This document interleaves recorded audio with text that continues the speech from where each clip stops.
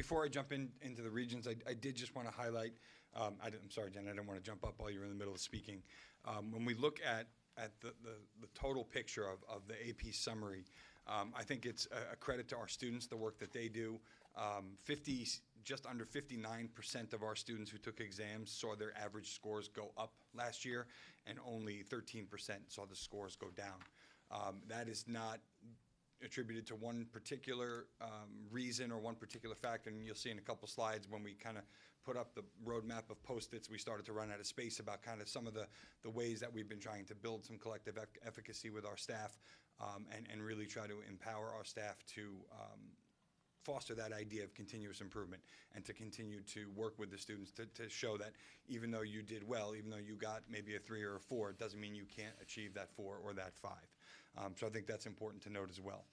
When we talk about Regents exams, you know, the way that I always like to talk about Regents exams results is through the lens of performance gaps versus opportunity gaps. Right, so our performance gap, we're talking about the difference between our current performance and the level of our performance that's defined by our vision and by our objectives as a school. The opportunity gap is the difference that exists between the current level of performance as defined by our objectives and a level that is above and beyond our objectives. So talking about those students who are maybe performing at that level 3, bumping to a level 4. You know, how we accomplish that, you know, there are 2 ways. There's the core activities. The core activities are what we do every single day. We focus on better delivering of teaching and learning according to current methods. And then you have explore activities. And explore activities are really when you kind of change the dynamic of how that instruction is being delivered. For example, anybody who's had Dr. Classione knows Dr. Classione runs a flipped classroom, right? So that's an explore activity. It's a non-traditional classroom, right? So that's where when we talk about performance gaps and opportunity gaps, we try to identify areas where we can see that level of improvement. When we look at the comparison, we have a lot to celebrate. There's a lot to recognize and celebrate, but also, again, in that lens of continuous improvement, there's acknowledgement that we're not done. Right, the work is never done in essence. I always like to use the comparison to an athlete and a coach, right? You know, we are a very athletic school community, and athletes work very hard with their coach with the goal of improvement. There is no finish line, and education should be no different. There is no finish line. That idea of continuous improvement, you know, the truth is our students are always changing. Our students' needs are always changing. So, you know, I always kind of say one of the phrases I don't love to use is best practices, because the truth is best practices could look very different from your first period class to your third period class depending on the students that you have sitting in front of you, right? So we try to shift the paradigm of saying this is a finish line and just leave it as a never-ending race. This is a race to continually improve. Across the board, we have here on this chart the comparison versus Suffolk County. So the percentage of our students achieving proficiency on Regents exams in Cold Spring Harbor versus Suffolk County. We do have Nassau County data. Unfortunately, Nassau County data is currently embargoed, so we are not able to share it out in a public session. As soon as that is no longer embargoed, we can certainly share that out. Quick question. When can we get the comparative data for the regions to those school districts we compare ourselves to? So within the BARS report, we can only get it with the regional. I can certainly reach out for some colleagues. Colleagues are a little more inclined to share Regents data than they are to share AP data, but we can definitely get that. It will be available eventually on the state data website, and the minute that that's available, we can literally disaggregate out to specific schools, but I can certainly reach out to colleagues to see if we can get some information ahead of that. Again, Nassau is still embargoed, so we can't technically share that out. All right, great. Across the board, we are outperforming school districts, again, but there are still areas to improve. When we look at the BARS report, and I'll remind everybody with the wonderful chart what the BARS report looks like and how our teachers utilize the BARS report, we're really trying to identify some targeted professional learning in the areas where we might have seen a decline. In order to do that, you have to get to the root cause of what that decline was. You know, and in essence, the way that you do that is through frequent formative assessment in the classroom and using the data from that assessment to drive your instruction. Right? Assessment is not to provide a grade. Assessment is to drive the instruction. And that's a major part and a big credit to our directors and chair people. It's a major initiative that each of the departments is undertaking with giving you know, similar assessments across courses regardless of who's teaching it, so we can then use that data to find out, are there standards that we're missing the mark on? Are there objectives that we're missing the mark on? when we talk about mastery rates, we see that mastery rates, with the exception of one exam, we far outperform the cohort of Suffolk County. And that cohort that we see, the one decline is physics, and I would decline that as an opportunity gap. And now physics last year was a little bit of an anomaly. We only had 14 students sit for the physics exam. But in essence, what the teacher does is when they receive those bars reports, they drive into those standards that were missed. What percentage of their students got the most number of questions wrong? What are those standards? Look for the patterns. Are there consistent themes? Like last year it was waves. Last year our students did not do well on the waves question. Once they have identified those, review their curriculum, review their syllabus to develop strategies to better stabilize the performance of students. And just looking at the physics Regents exam bars data this year, some areas that we missed the mark are energy of a photon is proportional to a frequency. Newton's third law, waves and momentum, again, were an area that we had a problem with, and moving electric charges. So these are areas that our physics teachers in department meetings will sit down with each other and they'll talk about how these lessons are delivered, what they're doing, what they can improve on, what worked about those lessons, and what maybe needs to be revised with those lessons. I'm confused. So we're focused on, one topic here. You're talking about areas students had trouble with, but these mastery scores across the board top out around 60.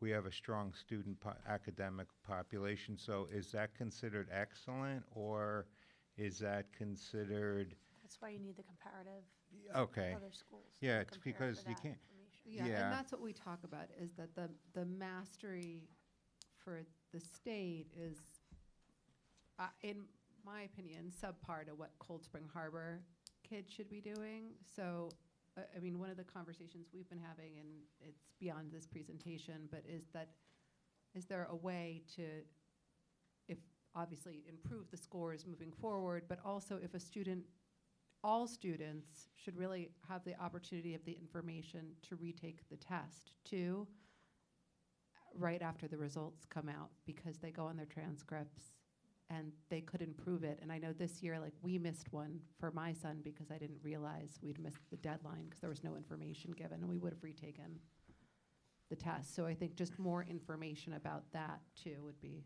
helpful. And we talked about doing that going forward, making sure everybody has that opportunity to retake the Regents exam and have that Yeah. information readily available. And we also talked about making Cold Spring Harbor a location to Yeah. take the exam. Yeah. Currently, we 'Cause tend otherwise not it's to have like- very many. They're more comfortable taking it here. This is their home. This is where they want to take scores. So we think that will definitely help them also. Yeah. And these scores hold harmless kicks in next year, or not? These don't reflect hold harmless impact. No, right? these reflect that revise where we did the comparison of whether or not the exam would count as 20% to 12%. This school year is the first year with the hold harmless, where the Regents exam will only count as 20% if it has a positive impact on the student's final course grade. So this did reflect the first step down in terms of impact for a poor score. Yeah, so we've done that for the last 3 years, where we've done that Okay. comparison of 2012. But this school year is the first year where it's truly that hold harmless, where it will only count if there's a positive yield on their final course average. And do you feel that will lower our mastery scores or have no effect? It's a loaded question. I don't have a crystal ball. I mean, we have great kids, and I don't see our kids slacking off of an exam because, it still goes on their transcript, and students know it goes on their transcript. So I don't see them taking the exam less seriously because of the fact that it might not count towards their final course average.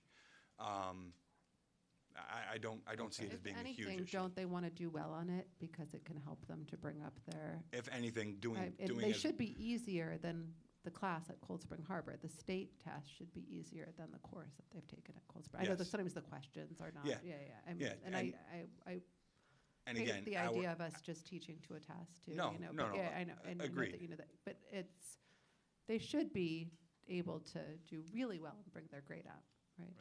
And we can see, looking at the scores, there are quite a few who get that 82, 83, 84. They're just a question or two away. That little extra effort gets them there, a little extra education, whatever we need to do. So we're working to see how we can improve that to move those mastery scores up. Excellent. So moving on, the 3-year trend of Regents exams, we saw a little bit of a mixture. We saw some exams that saw tremendous growth in the proficiency rate, which is the passing rate. For example, physics, even though we saw a decline in mastery rate, we saw a nice jump in their passing rate. We look at the average scores of the examination. For example, ELA, our average score for the ELA was an 88, which is above the level of mastery. I mean, our average is mastery in that. It's certainly a strong suit of ours, and an area, again, that we have talked about both with the AP exams, but also now with really looking at those checkpoint exams, our world languages, where we really want to see some of our mastery rates move up. And I know that our department chairperson worked very hard this summer on redesigning some of our checkpoint exams to be better aligned with what that AP exam could possibly expose the students to. So that's an area that we're hoping to see tremendous growth this upcoming school year. So here's just a real quick oversight as to what the BARS report looks like. And I took the U.S. History and Government exam from last year. I chose that exam on purpose because, number one, there's some outliers in there that are very easy to highlight. But also, number two, because it's only the second year this exam has been given. It's the new framework U.S. History of Regents exam. So you can see I've highlighted a number of circles. Those circles are areas that I've identified as either performance or opportunity gaps where we are not performing up to the standard that is communicated to our student by our vision, our objectives as a school.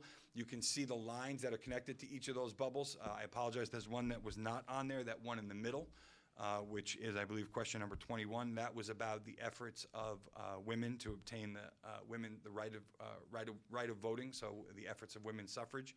But you can see the different standards from the state that were connected, and then those last three that are highlighted, those are directly related to the civic literacy essay that is at the end of the examination. And if you look at the civic literacy essay and how the civic literacy essay is formatted, much like the enduring issues essay is formatted on the global history exam, the format is still evolving. Right? It's only the second year the state has given this exam, and the format is still evolving in that it really overemphasizes the analysis of primary sources.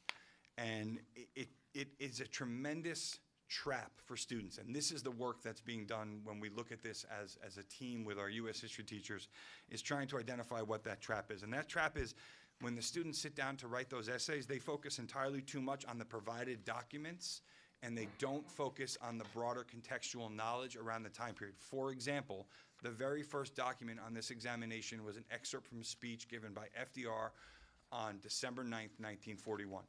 If the student doesn't have the contextual background knowledge to recognize that little line under the box with the quote says December 9th, 1941, that they don't recognize that this speech was given 2 days after Pearl Harbor, they are going to miss the mark on that question completely.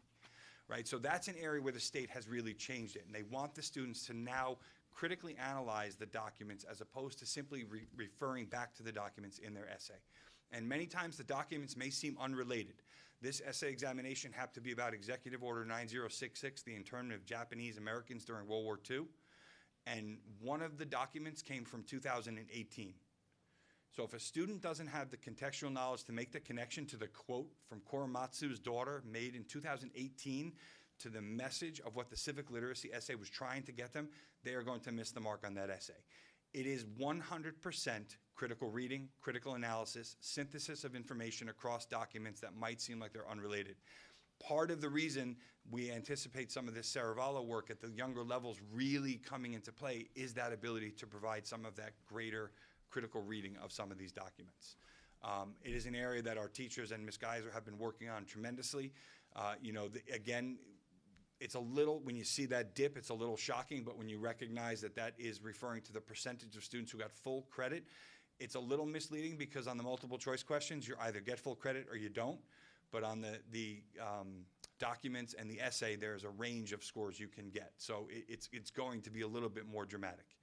But not to take away that this is what the goal is focusing on, right? You have to be able to recognize that even though the question is asking you about something from World War II, that a document from 2018 could have a connection to what they're seeking in their answer. And that is a big, big change. And another change when they went to this new framework was they really backed away from providing a lot of that contextual information. The old document-based questions used to give you a nice introduction of what it was you were looking at. One of the documents on this exam was simply a photograph of a poster. And the students have to know what to pull out of that poster. Okay, so it is a different type of test taking, and that is something that our teachers are working with. You know, there is definitely some targeted professional learning we can bring in with respect specifically to the, in global history, the enduring issues essay, and in U.S. history, that civic literacy essay. I have a question. Yeah. U.S. history is one of the courses where I think if you're in AP, you also have the regents, is that, yeah. Have you compared like the AP results to the regent results for the AP classes, and does it show anything? And if you haven't? I didn't do it for this I did it last year. I didn't do it for this past, the previous school year. I didn't do it for this past school year. I can very easily check that comparison because I can run this BARS report by individual sections. I can let you know. I will say the enduring issues essay is probably a little bit, or the civic literacy essay is probably a little bit more aligned to an advanced placement essay. So I can definitely run that comparison. Okay, thanks. We talk about the 3-year trend. Again, obviously, it's only the second year, so we don't have a full 3-year trend. In the full presentation that was shared with you, you will see this 3-year trend on every single exam that was given for both proficiency as well as for mastery. And again, you know, this mastery slide, we recognize this as an opportunity gap, right? While we saw an increase in the percentage of students achieving mastery, what our expectation is as a school community is far greater than that. Again, it is only the second year that this exam has been given, so this is still somewhat of a work in progress, but it does not take away from the fact that we recognize 100% that this is an area that we want to make an improvement in. And how do we get there, right? So what does that look like? And I said before that we talk about collective efficacy. You know, how do you know where you're going if you don't know where you're going? Right, so making sure that all of our teachers are having clearly communicated learning objectives, making sure that our grading practices by course are aligned, making sure that our assessments are rooted in the standards that our students are expected to accomplish in order to demonstrate proficiency and mastery at the state level.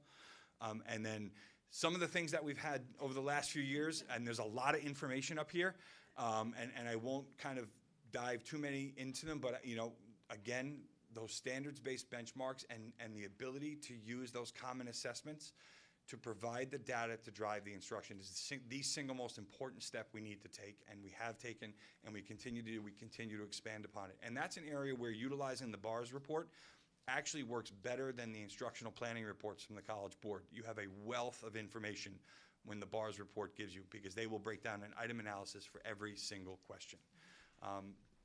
Again, one of the things that we've done in recent years, both with advanced placement courses, the collegial circles, that idea has now morphed into collegial circles for possibly internal for grade level teams, so for common shared courses that different teachers teach, or even opening up collegial circles to invite teachers from other districts who teach those courses as well. Again, an opportunity for our teachers to be able to share information and engage in that work in the time and the space they need to see that idea of continuous improvement come to fruition. Yes? So, again, we don't have the benefit of the comparative data to schools we would feel we're on par with. Given that lack of data, I just want to understand, I saw that example when the mastery score was very low, but when we saw a majority of them about the 60% level, is that am I to understand we're going to strive to do better than that, correct? Or Yes. is that good? Yes. Okay. We're always going to strive to do better. I didn't, of course, we're going to always try, but do you think that's good performance, or there is room for improvement for the student body we have? I think there's always room for improvement. Always. You know, I keep- think what you're asking is you want to see the mastery rates, because I asked for those districts which we compare ourselves to. Right. You want to also, and I would also like to see it, the mastery rates at those schools if you could get it. Yeah, that's what I'm asking, and I know we're always going to say, yes, we can always do better. I just forget the optimistic or, talk. I just want to know, is 60 good? Or is that considered good, but we don't have the comparative data, so you may not be able to answer that. I Well, know we're always going to strive to do better, but is that good? And I appreciate that, and I would say, the question is that good, and the question of comparative data, I go back to our job is to focus on our students here. And while comparative data can give us a snapshot, the truth is when our students are applying to college, they're not being compared to students from other schools. They can't be, because our students have a unique learning program offered to them that's outlined in our school profile. A student who might have the International Baccalaureate program is going to have a dramatically different learning opportunity than a student who doesn't have the International Baccalaureate program. So how could you possibly compare those two students when you're looking at a college admissions essay? Right? So when we do the college admissions workshops, we always talk about the increased trajectory of difficulty, right? So we don't want to fall too much into that comparative data. Is it important to look at? Yes, but we don't want to rely entirely upon that, right? I mean, I will tell you from an external viewpoint, our scores being far greater than Suffolk and Nassau and the state average is a very good reflection of the work that's being done every single day. And it's not me doing rose-colored glasses saying there's always room for improvement. That's my firm belief. There always is room for improvement. And that's why I always use the phrase, it's a culture of continuous improvement. What have we done well? How can we amplify it? What have we not done well? And how can we not repeat it? Mm-hmm. Yeah, no, just on the mastery, we're far ahead, or you said, or in proficiency? We're above the Suffolk, Nassau, and state average in both proficiency and mastery. And mastery, okay. But we don't know for this year yet, you're saying? No, we No, do, but he can- again, He's seen it, he just I can't can't- put I it can't show it publicly. in a So he public can meeting. tell you that we're ahead, but Okay. he can't publicly show it. So in one of the things that, and thank you, our kids do so well, and I always say this, right? We have all these meetings where we're like, what about this, what about this, what?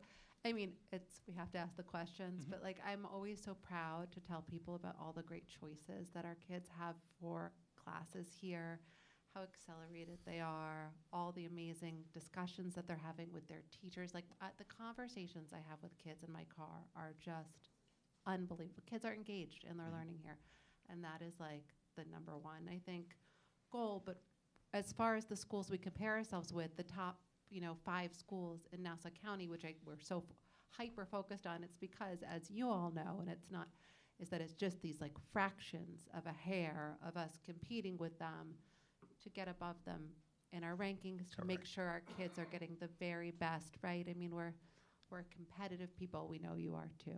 So we're not doubting that, but we just,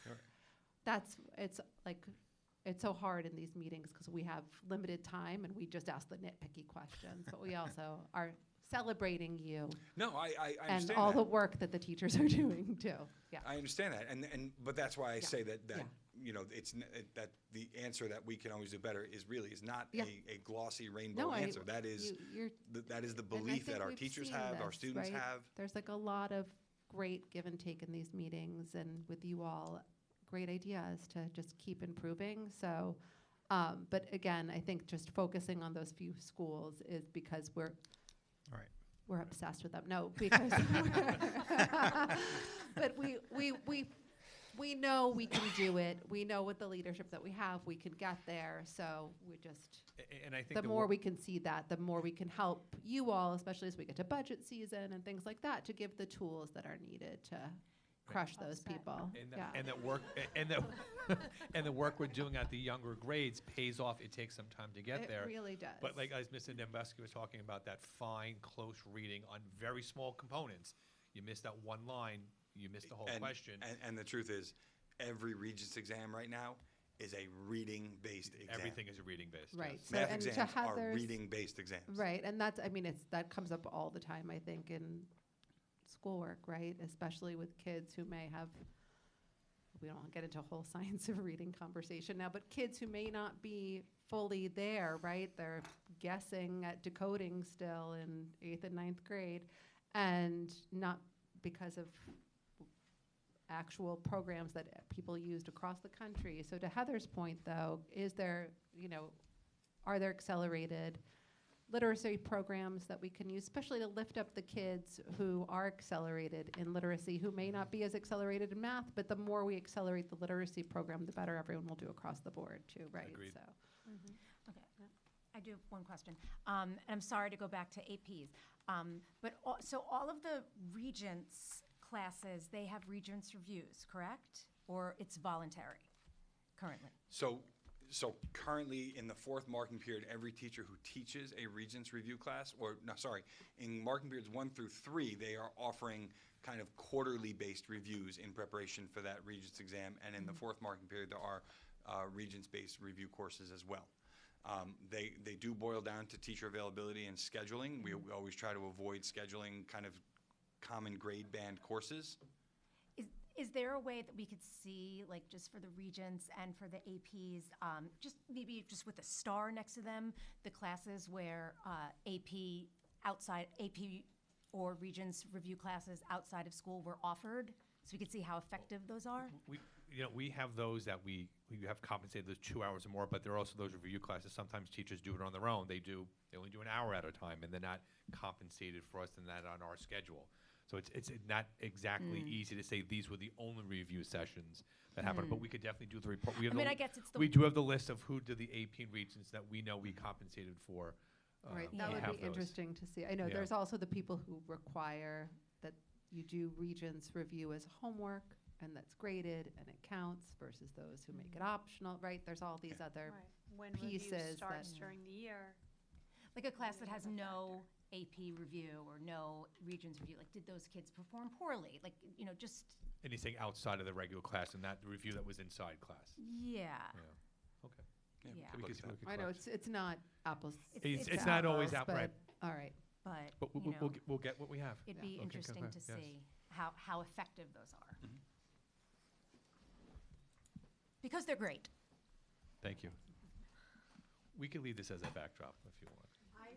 This is good. This is my favorite picture, this one. I love this picture. I can see my Mr. house. Wheelahan has this dream that someday, maybe Mark with the extra money, no, that you'll put a outside deck on top of the cafeteria, and then the kids and the teachers could have a water view at lunch. This is his dream. There are a few Budget. classes in the New Wing that during the Listen. winter, you get very nice water Winter views. water views, see? water All view. right, well, let's, we'll make this a low priority item. but- I'm glad you brought up the picture. Mr. Dambuski worked very hard on, this was his, on this one. Oh, for it's his- I love this His picture. Canva presentation, so. Yes. Thank you. Well, thank you guys for this Thank you. presentation. Thank you very much. A lot of information. A lot of work. Thank you.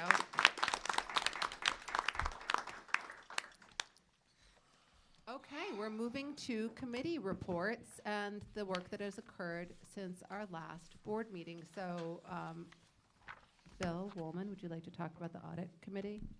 Yeah, we met on October 1st, and as Brendan said in his update, we did go through the financial statements and asked some detailed questions around some of the reserve funds, how some of those future obligations are calculated, and we went through the observations on the audit, which he reported on. So I think his report was very consistent with what we heard.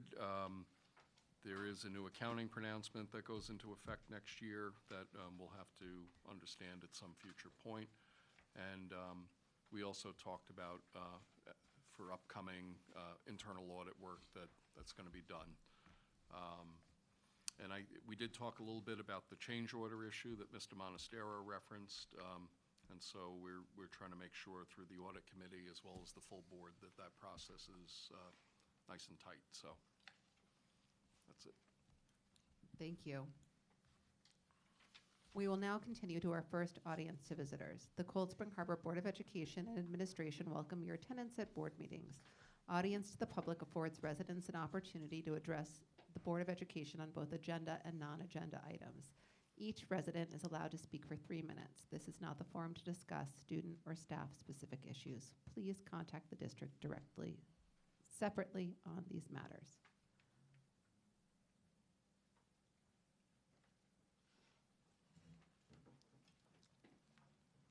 Hi. Hi, Joe Larson, Lloyd Harbor. Mr. Monastero, thank you for addressing the change order debacle. My question with that is, did we go ahead and waste the $106,000 on 2 bathrooms? That was the cost of the 2 bathrooms. That was the bidded out component cost of the 2. Do I think myself it was more money than we should have spent on 2 bathrooms. I agree, yeah, it was a lot of money. So even though it was done illegally, we went ahead and went forward with it? That's what happened. Okay. My second question. And I'm gonna say, it will not happen again. Okay, my second question is, I happened to be at a football game the night we had the incident. I thought, to me, my take on that was the response opened more questions than it did answers.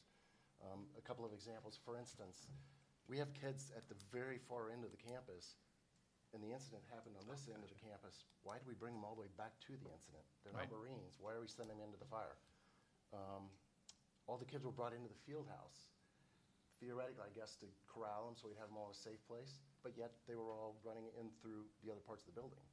So they weren't kind of kept all together.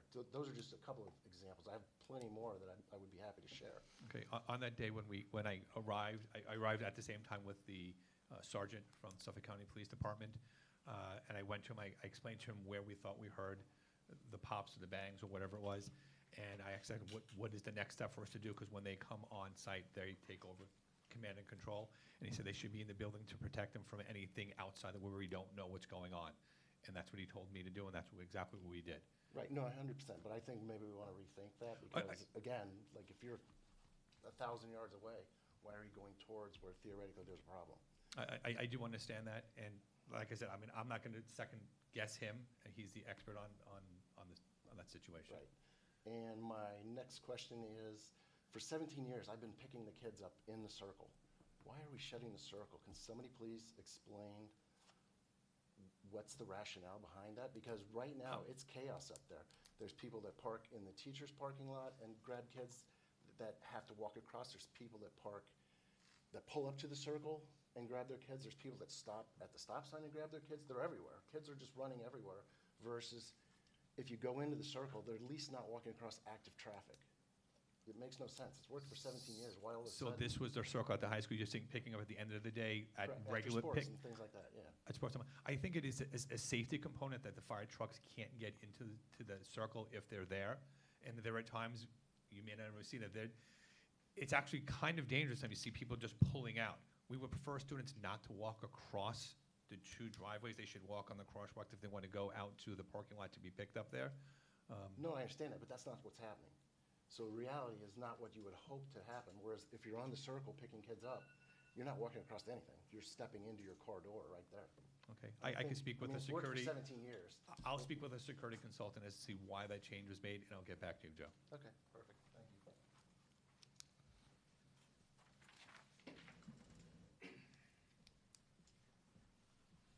Hello, Board. My name is Chris Hajandreas, and I live at 1592 Laurel Hollow Road.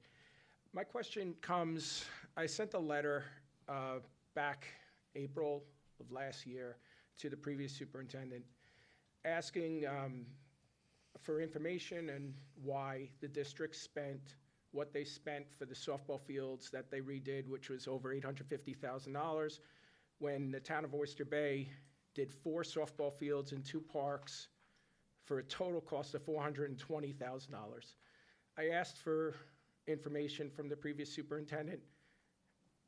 The softball fields are the same size, they're regulation size. There's no explanation that I can see why Cold Spring Harbor spent 4 times what the town of Oyster Bay spent, mind you, from the same company, Lantec. So what I'm asking the board is, I don't want this swept under the rug. This is $850,000 of our tax dollars. I want a full investigation, and I want to know why I want to know how this happened. It wasn't bid out, it was just done. And again, I spoke directly to the previous superintendent, who's not here anymore, and I know that. And I never got a response, I never got an answer. It's now October, many months have passed, I want an answer.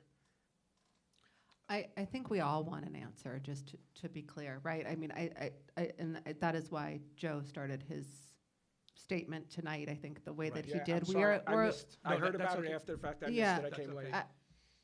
And the same, just to address Joe Larson earlier too,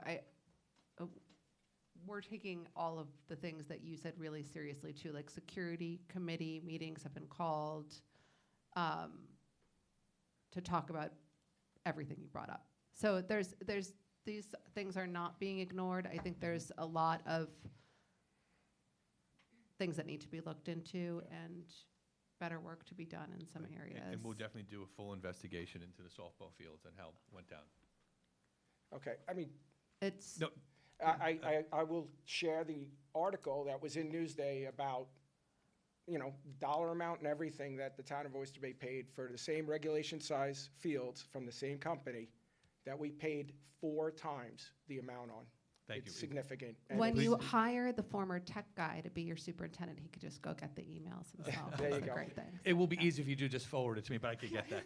It will be much, I Now, will say that. On He another is note, finding everything. Yeah. a completely separate note, I want to thank Mr. Dembusky for having the courage to push through the yonder bags and removing the cell phones from the schools. I'm a firm believer that it's very important and it's very necessary. And I see what's happening in New York City where they're backing off, and I just really I really hope he stays the course, and I know it's not him, the school district stays the course and continues with keeping the cell phones out of the kids' hands during the school day.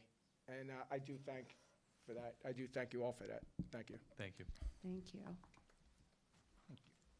I just have a question on what he said, Ms. Costa. He said they weren't bid out. I assume it had to be bid out, right?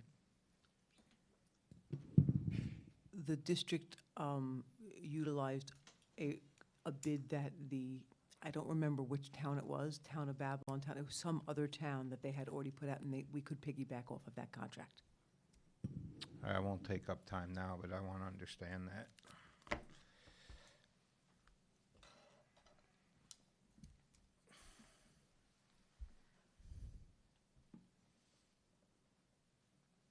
Anyone else? Okay. We're now going to move to the approval of minutes. July 30th, we have enough people here now to approve the July 30th minutes, I believe. Absent, what? I have to table it still? Yeah, you have to take a motion. Kate's not here. Oh, okay. You're right. Okay, we'll table that. Sorry, I see you have that bold and highlighted. Table it. Just take Okay. an action to table. Okay, September 10th minutes, all were present. You take a Oh, motion may to table. I have a motion to table the July 30th minutes? Heather, second. Lisa, all in favor? Thank you. All right, may I have a motion to approve the September 10th minutes? All were present. May I have a first? Heather, may I have a second? Bill, any questions? All in favor? Oh, wait, I have a question, actually. You just recognized that the minutes, that's the meeting with the boiler versus the bathroom information, is that right? September, no, that would have been, That would have been No. August. would've been August? August, yeah. Okay, all right.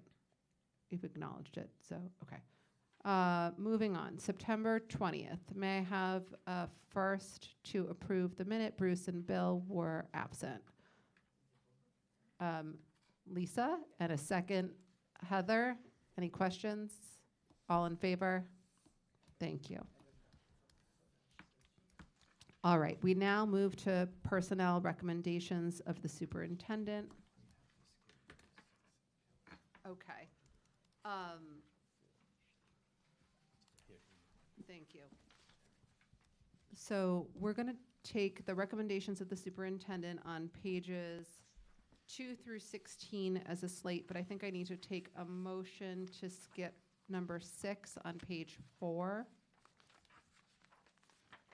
We didn't get a We haven't particular, hired that. we haven't hired the person. We didn't get a person yet. particular piece of information, and we were So may I hoping have to a get them on. motion We need to remove them. table that position? Heather? Second. Bruce? No, Keller. Wait, hold on 1 second. We have to back up. I don't know Number what we're 6, doing. appointment of Kristen Kelleher. Where's Ooh, I don't have that. That's not on ours. Then it was removed, I'm sorry. I have- It was, Joe, it was removed. You removed, Oh. Okay, remove it, fine. so you We're can have- reading Sorry, off an let's start old. over. Okay, thanks. Start I'm over. going to use mine then. No, sorry. just kidding. Sorry, Okay. you can just approve it all Um, now. Thank you. We already Try to help removed me it. I'm out trying and to throw help you under out. the I'm sorry, bus. we All already right, moved it. thanks. Okay. So We will now take all resignations and appointments and leaves on pages 2 through 16 as a slate. May I have a first? Heather, second. Bill, any questions? All in favor? Okay. We will now move to business recommendations. We will take budget transfers, claims auditors report, pages 16 through 18 as a slate. And additional business matters. You just didn't say the words, Alex, just additional business matters also. Okay, and additional business matters as a slate. May I have a first? Heather, second. Bruce, any questions? Lisa. Yes. Number 10, stipulation of settlement. I know that was provided in the notes, but we didn't discuss that. This was already approved, We and the did. dollar amount came back as less. So this Yeah. is a savings of over 3.5 years, just under 10,000, $9,555. Okay, so we're just really. It's an adjustment down. It's an amendment to an agreement you already approved. Okay, All this amendment does is reduce your liability. okay, all right. I'm good with that. Okay, Good it's a question, it's a good question. Any other questions? No? Okay, all in favor? Okay. We move to special education reports. We will take CSE and CPSE approvals as well as contracts on pages 18 and 19 as a slate. May I have a first? Lisa, second? Heather, any questions? All in favor? Thank you.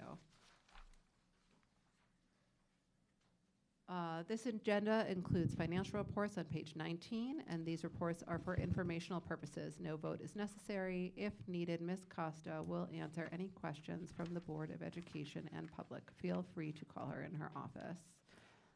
Alex, I believe that you wanted to also discuss in other matters. Policy- Yes, so I skipped over other matters. Thank you. It's policy 5150R. We were going to do a first read. Yes, It's so gone.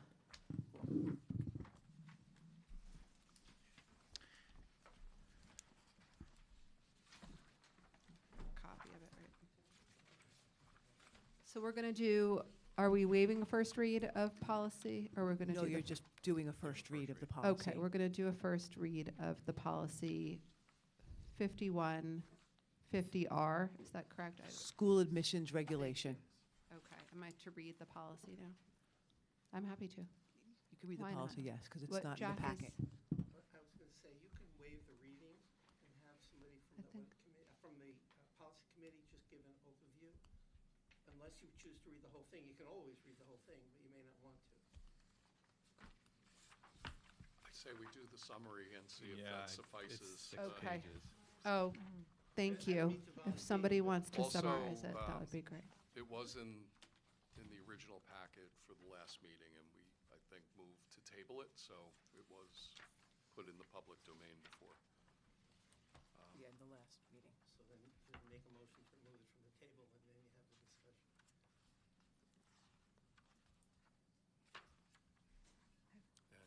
We tabled it in the last meeting, though, not in Right. this meeting. All right. In the last So meeting. do we have to make a motion to remove it Just from the make a motion table? to remove it from Okay. the table. May I have a first to remove policy 5150R from the table? Mark, second. Heather, all in favor? Thank you. And now, please So- summarize it for us. So, and I'll look to my co-policy teammates for a little help, but 5150R, which is the accompanying regulation to the policy, it deals with school admission regulations, so this policy is in place for the district to understand when a student's seeking enrollment, that they qualify for enrollment, for example, by being a district resident, et cetera. There's various means of gathering that information. The policy changes are mostly cleanup, where So one thing we did, there were references to parental relations, and we decided that definition was embedded in another regulation. We decided for ease to put it in the actual 5150R, so it's easily understood. We also made minor wording changes. For example, like one of the things that was required was when somebody's living in as a tenant, I think we used the word sworn affidavit when the landlord needed to provide proof that somebody lived there, we softened that language to former statement. So that's an example. It's really minimal changes, but it's meant to just make sure the policy is up to current standards. Right, and we And- added a link to the New York State. If we want to offer them a chance to register. Oh. That was a big sticking. Sorry, Heather, you go. I was just gonna add that we added a link from the State of New York Office of the Attorney General outlining the documents that are acceptable, so there's a link for that now in the, updated in the policy. Right, another piece that was sort of outdated, some of the documents, as it related to people renting living space, it required like an owner's description of square footage of the property and things like that, and we eliminated that. That wasn't relevant to establishing residency. Anything else? I don't know if that covered what. No, the revisions that they had wanted us to include, at this point, when people come and register, and, try and register their children, they are offered the opportunity to register to vote. Right? And they want us to remove that and not offer them the opportunity to register to vote. And so that's something that we are discussing now, is if we really, if we want to take away that opportunity. It's sort of at register them to odds vote. with other policies That's we right. have where we offer the opportunity for, I guess, 16-year-olds to register ahead of being 18, so we're trying to understand what that Right. recommendation was It's about. simply just giving them the form. They Yeah. take it or not. Yep. No, we don't require them to fill it out, just here is the form to vote. Right. Right. That was it. But we're meeting again on On Friday, Friday, this so Friday. that's something that we're going to Right. discuss. Do it all again on Friday. All And right. so that's a first read. I guess we post this again on We'll post the this revised again, a agenda. revised agenda, and then we'll we'll have an opportunity to talk about it again if In a anybody has November meeting. questions. You should now take a motion to waive the literal reading. Okay, may I have a motion to waive the reading of, the first reading of policy 5150R. 5150R? I keep losing it. Okay, 5150R, thank you. Just think Van Halen. That's right. There you go. I love it. All right, from our rocker, Bill Woolman, may I have a first? Bill and Bill and Lisa, all in favor? Thank you. Okay. We now, I have, are we still in other discussion, or? we're going to move to discussion. Discussion is after the second audience to visitors. Very good. Hang in there. Anybody, yes. Okay, but we're not there yet, because I have one more. I don't think I started reading this about financial reports and then I stopped. Is that right, or did I complete? thought you got to the end of it. Did I? Okay. You did. Okay, great. All right, so we're now going to continue with our second audience to visitors. Is anyone interested in participating in a second audience to visitors? If so, now is your time. Okay. This is the discussion section of our agenda.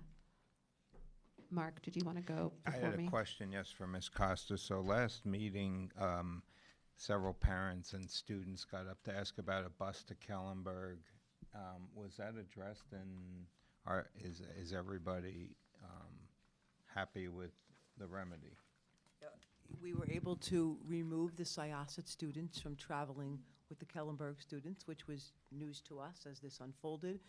We worked that out. We also addressed the late bus issue that was not coming consistently to Kellenberg. Now it comes every day, whether or not a student rides or not. That's a service we're paying for. And when we addressed any of the stop issues that the parents had. So everything's been addressed. Thank you very much. Yeah, thank you, Mark. That's important. So what I'd wanted to talk about, we all wanted to talk about, is this New York State regionalization, potential regionalization of school districts. So do you want to kick us off? Do you want, Yes, you go so, first? Yeah. at the end of the summer, the New York State Board of Regents held a meeting where they put forth what they call the regionalization collection tool.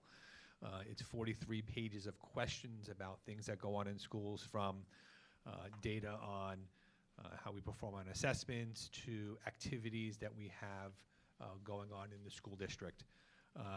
You know, there's been a lot of discussion what these are used for, and how the goal stated by the state is to see what other districts are doing, comparing to districts in other regions, and to share resources. Some have discussed, is this a time to reorganize the state and state districts? There's discussion that is on their website talking about having BOCES superintendents overseeing regions in New York State, rather regions, not regions, regions on the state, where the BOCES superintendent would supersede my authority as the superintendent of the schools of Cold Spring Harbor, and it may even supersede the powers of the local Board of Education. It definitely appears to be something as taking away local authority of school districts to these BOCES superintendents and who knows what else. So this is part of the discussion we're going to have today about what they're doing, what the state, what the data they're collecting is going to be used for. And mind you, they gave us 40 for the end of this month is when the data is supposed to be submitted by. What's the rush when they're looking to do a 10-year plan, giving us roughly 5 or 6 weeks of collecting all this data? So just a little, not more than a little, like very trepidatious as to what the goal behind the state is with collecting this data. Yeah, and if you go on the New York State School Board Association website, you can find regionalization is a strategic approach to addressing educational disparities, fiscal constraints, and operational inefficiencies across school districts in New York State. It is different from consolidation. The model focuses on shared or pooled resources, such as utilizing shared staff, extracurricular programs, and support services to provide students with broader educational opportunities. So it goes on, if you look on the New York State Ed .gov website. Oh, and now of course I just lost the internet. They say that it is not reorganization, but then they give you a full slide deck on why you probably want to consider reorganization in the presentation. So it's worth, we're going to put some information up on our website, so we could probably put these two. We could put the links to these on our a couple website. of links to the slide deck so that you can educate yourselves on this and encourage your friends to educate themselves as well. It's important as New York State residents to be aware what's going on. And we are, as you may be aware, we are part of a consortium of school boards where we work together, particularly when matters like this come up. So both Locust Valley and Massapequa have put forth letters to the commissioner. Actually, they put theirs to the assistant commissioner of education. So one of the, I need to take a motion for this. Is this correct? A motion to give Heather the authority, along with Joe, to draft a letter on behalf of our board expressing, these letters say things along the lines, expressing deep concerns regarding the emergency, that's what they're calling it, emergency proposed rulemaking for the development and implementation of regionalized plans. So what we'd like to do, Heather's been doing our advocacy letters, you can find them on our website, but is give them the authority to work together to write a letter to the Commissioner of Education and the Assistant Commissioner who ran the most recent meeting, expressing our opposition to this as a board. So I need to take a motion first to give them So I'm just going to read the resolution. Yes, thank you. So the resolution is Resolved that the Board of Education authorizes the Superintendent of Schools and the Vice President of the Board of Education to draft a letter to the Commissioner of Education opposing their regionalization plans. All right, so may I have a first? Yes, Bill, second. Bruce, any questions, comments?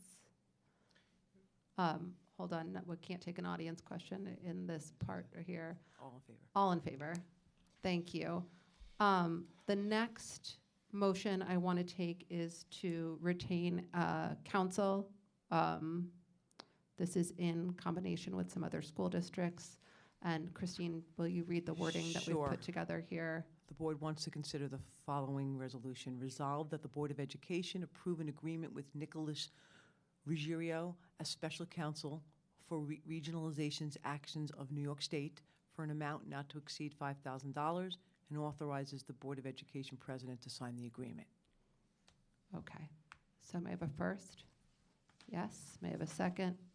Thank you, Mark and Bill. And just for comment here, that is. Any questions and We discussion? do Yeah. have a few school districts who are going in on this attorney together so that we can start to fight this if necessary. But this is a letter that we will be putting together saying that we collectively oppose this and to begin the paperwork needed to start this fight if necessary. Any other comments? Then all in No. favor? Okay, all in favor? Okay. Great. Thank you.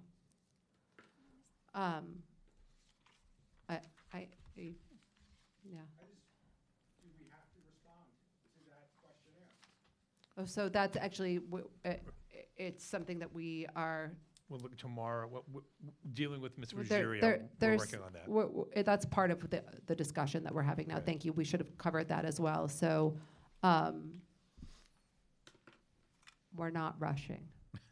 Yes, So, we're not rushing to do that. On that topic, you said there was a lot of information asked for. It's going to take away your bandwidth, and who else on your team, and is that going to affect your ability to oversee your responsibilities and your teams? It would be every administrator in the district would have some part and some clerical and the like to collect data for this. Like I said, there's 43 pages of information for this. So 30, 40 people would be involved in working on to collect this data Okay. So where can in people, a small district. I've already spent 6 So- hours.